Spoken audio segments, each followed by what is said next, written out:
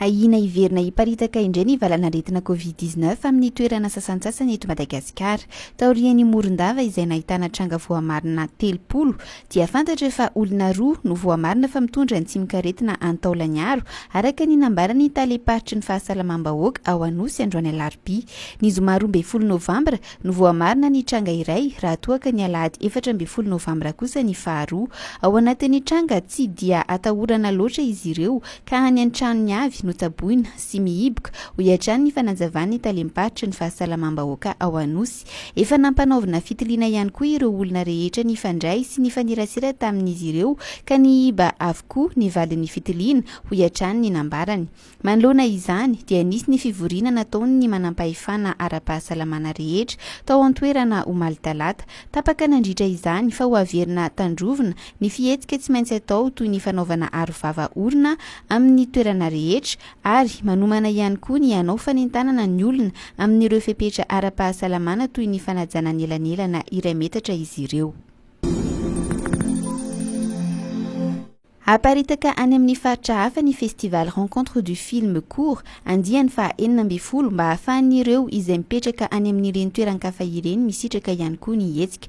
Eo ihany koa ny antony fampiroboroboana sy fanarenana ny toe-karena sy ny fizahantany.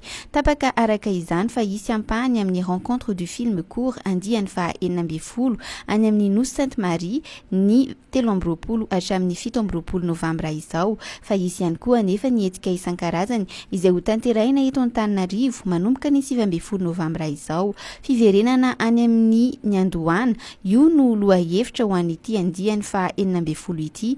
Sarimihetsika 12 fanodinana 30 izay iresaka manokana ny tontolo afrikana, ny fandraisana anjara ny Suisse sy Espagne, fifanankalozan'ny kevitra amin'ireo mpitondra tetikasa, lahadinika momba ny zon'ny mpamorona, ireo no ampiavaka ity andiany fa 14 ity izay isokatra ho an'ny sarimihetsika iraisam-pirenena.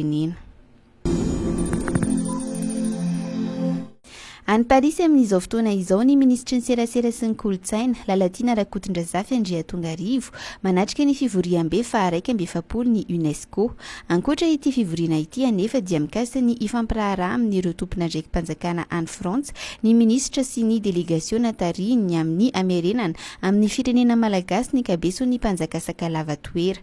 Mbola tsy fantatra nefa raha ho tanteraka izany fifampiresahana izany araka ny nohazavain'ny loharanom-baovao ao amin'ny ministera. Efa nisy ny delegasiona tarihiny Italia Jeneraly ny kolotsaina ao amin'ny ministera nandeha tany Belo Tsirbina mba ho fanomanana ny fampodiana ity vakom-pirenena ity tamin'ny herinandro teo. Efa nisy ihany koa ny fifampiresahana nataon'ny ministera sy ny masoivoin'ny Frantsa eto Madagasikara momba ny fampodiana izany kabeson'ny mpanjaka sakalava toera izany. Fampodiana izay nampanantenainy ny filohan'ny Repoblika Andry Rajoelina tamin'ny taon-dasa rehefa nitokana ny fahavitan'ny asa fanamboarana ny rovana Antananarivo izy.